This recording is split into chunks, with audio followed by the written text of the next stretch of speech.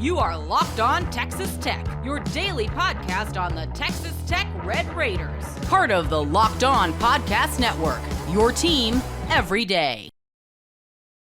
This motivational message from Red Raider defensive coordinator Shill Wood. But I wanted to bring a thought from him to the audience as he talks about the mission and trying to respond. And this following, of course, an opportunity to maybe learn a little something about yourself and your team following a setback in Tempe. Our job as coaches defensively and as players is to go out there and get stops. And it doesn't matter whether we got to play 50 reps or 150 reps. You know, that's why we run to the ball each and every day at practice. That's why our guys prepare from a meeting standpoint as hard as they do and study going into each week's game. That's why they're in the training room right now getting extra work to recover so that, you know, for these, we got 5 ball games left.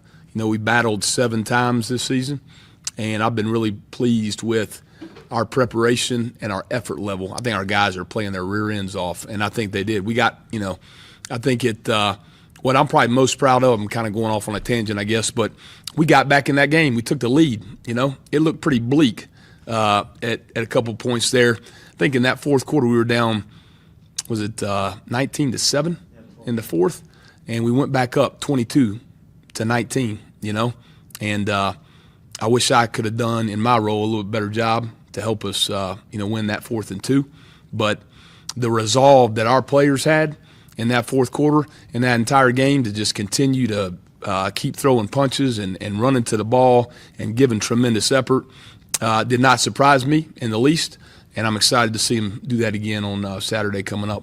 I love it. Things can look pretty bleak, Chris, pretty darn bleak, but you keep fighting. And I think at minimum, you did find out you got a bunch of fighters on your hands. First, today's episode brought to you by Prize Picks, the daily fantasy app where making the right call can actually pay off. We all make decisions every day, but on Prize Picks, being right means cashing in. And with football back, Prize Picks is the simplest and fastest way to get in on the action. Just pick more or less on 2 to 6 player projections, and you can turn your takes into real prizes, all in less than 60 seconds. You're going to love how easy and simple it is to use. And of course, Prize Picks puts their members first, so all withdrawals are fast, safe, and secure. Download the Prize Picks app today and use our code LOCKEDONCollege to get $50 in lineups after you play your first $5 lineup. That's code LOCKEDONCollege to get $50 in lineups after your first $5 play. With Prize Picks, run your game. As far as this roster goes, he's Coach Wood's a dude, man. I just love his perspective. He just doesn't blink, and I think his kids or players they take that cue. He just stays locked in, and it's just crazy. I think we large in part know what this team is, but if you're gleaning stuff, it's all about results and in the scoreboard, okay? But if you're gleaning stuff from what this team is made of, and kind of to the point, the conversation we were talking about prior to you playing that audio was about how are they going to handle the first loss. I think you can learn a lot about the fact that it was kind of you're kind of flat, or you're kind of not near as energetic as the opposition, who's just bouncing around all over the place like crazy and excited over the smallest little thing. And you're kind of like, this is like frustrating. We've been blowing everybody out, and it's a bit tougher today, and it's just not really going our way. The ball's not going to bounce our way. The referee's not going to do this. This guy's not playing for us. Like, this sucks. You know, I mean, all the thing. Pick one out of the hat there and play it. But and yet you were hard to kill. Like you were getting kicked. It's like, is he still moving? I don't think so. No, yeah, he's still moving. He's moving. I mean, we got a boss. That's right. So, just to kind of show that spurtability and like have that 15-point, like, boom, just like, whoa, because it was 19-7 midway through the fourth, to where I'm sure that, like, and you have to, okay, you know what? I was about to give credit there as a mistake, but you know what? I'm just not. I'm done doing it. I've bent over backwards with it. So forget what I just said. I was not going to give credit to Arizona State. Bottom line is you're hard to kill, and you still have a pulse. You're not dead yet, but I think you showed some fight with a lot working against you, and you don't have your best, and the other guy's throwing his best shot out there, all the stuff, and I think it's telling that, and as Shield said, we got him to a 4th and 2. The game is on the line in the one play, and you get the quarterback scrambling, and he's like, okay, is he going to run or throw it? And you just kind of you put your kids in conflict a bit, but razor thin margin there. But I just love Coach Wood, and his guys will bounce back. I mean, they'll be just fine. Yeah, the personality is just enjoyable to begin. Oh yeah, no doubt about that. And I'm thinking we're going to get a big response out of that group in particular. Hopefully the team overall. I do want to flip to the other side of the line of scrimmage though before we get out of here, Chris. But first, can you just give me a minute or two telling me about what sounded sort of like a not so fast, my friend, when thinking about winning out? And if you were able to somehow pull that off, could things then be back in your control when it comes to the Arlington or bust theme? But there is a scenario, long odd or far-fetched, whatever, where that's not the case. Is that right? Yeah, I think that it would behoove you to go 5-0 here down the stretch. Right. Agreed. I think that if we want to rank these wins, they're all going to be important. But like you start putting them in tiebreaker perspective, the BYU game as it stands right now is going to be the most important one. Then I think we all know what you're staring at, and when you go to Manhattan, Kansas, whether that's recent history, whatever. But in total, you're really going to need to do this. And I was asked the other day, well, if you still control your own destiny, if you win them all, you'll be in Arlington. Almost, but there is one scenario that is still present as we are talking about it now that could play out to where you would be 11-1 and you would not be playing in Arlington. Now, maybe at this point you have an opportunity as an at-large berth for the playoff, especially if you've looked really good and finishing up 5-0. What is that scenario? Well, as we know right now, there's 2 undefeated teams left in the Big 12, and that is Cincinnati and BYU, like we all thought, like we all predicted, very, very ably so back in the summertime. I know that if you were listening to this show, we called it. I'm kidding. So those 2 teams are going to play. So really what you're looking at is if Cincinnati were to win out, and I'm going to get to that in a second because I think it's highly unlikely that they will win out.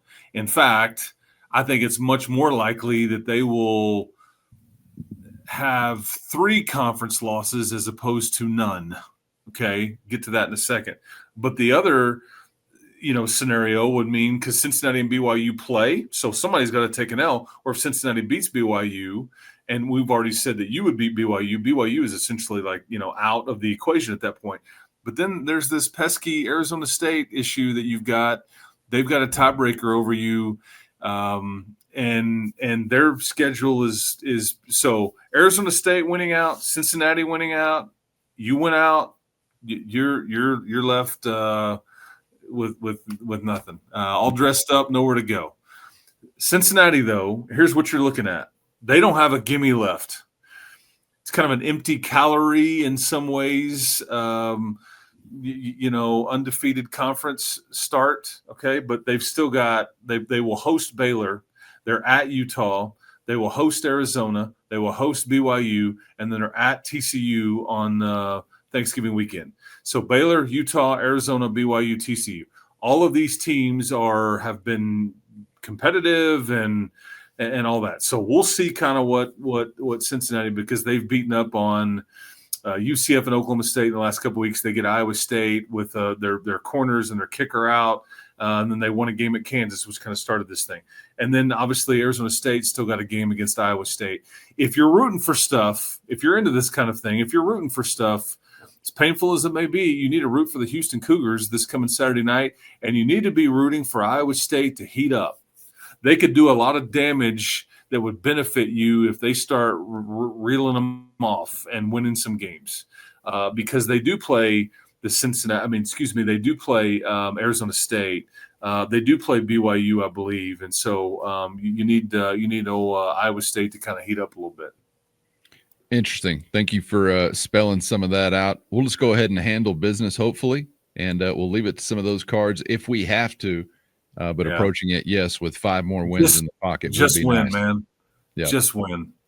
I mean, I'm serious as I can be when I say this. If you were to go 11-1 and not make it, I couldn't have any frustration in my heart at all about that. Like, I don't know what anybody was. You weren't going undefeated, and 11-1. I mean, you've had what, 3 double-digit win seasons in the last time? I mean, what is it? Oh, you mean just frustrated tech-wise? I thought you meant like national landscape-wise. Well, yeah, definitely. You'd be a fool to be mad at it from a tech perspective. But how about if we get left out of everything, and you're an 11-1 team? Well, I mean, and that, that would be a bit that obviously would be a bit frustrating. But I'm saying, if you go 11-1, however you want to slice it, and the only loss is a 4-point loss on the road at the previous Big 12 champs, I mean, I just don't know how anybody could have asked for much better than that. And yeah, sure, you could ask for undefeated, but it's like, I don't care how much money you spend. I don't care how healthy you stayed. This is just not what happens in the sport in this day and age these days.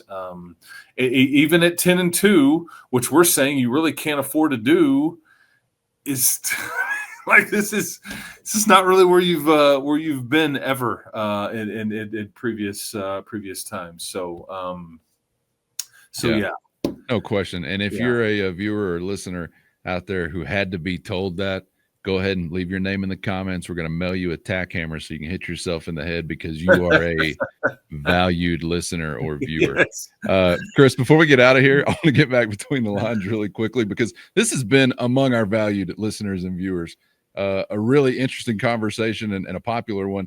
The most recent mobster I was texting with, our guy Royce, about it, and shout out to the others who I was going back and forth with. There's been plenty of you, but most recently, Royce asking about what we saw from this Red Raider offense with Will Hammond as a QB. And there's some perception that it was kind of handled maybe by the OC with kid gloves or that was a limited play.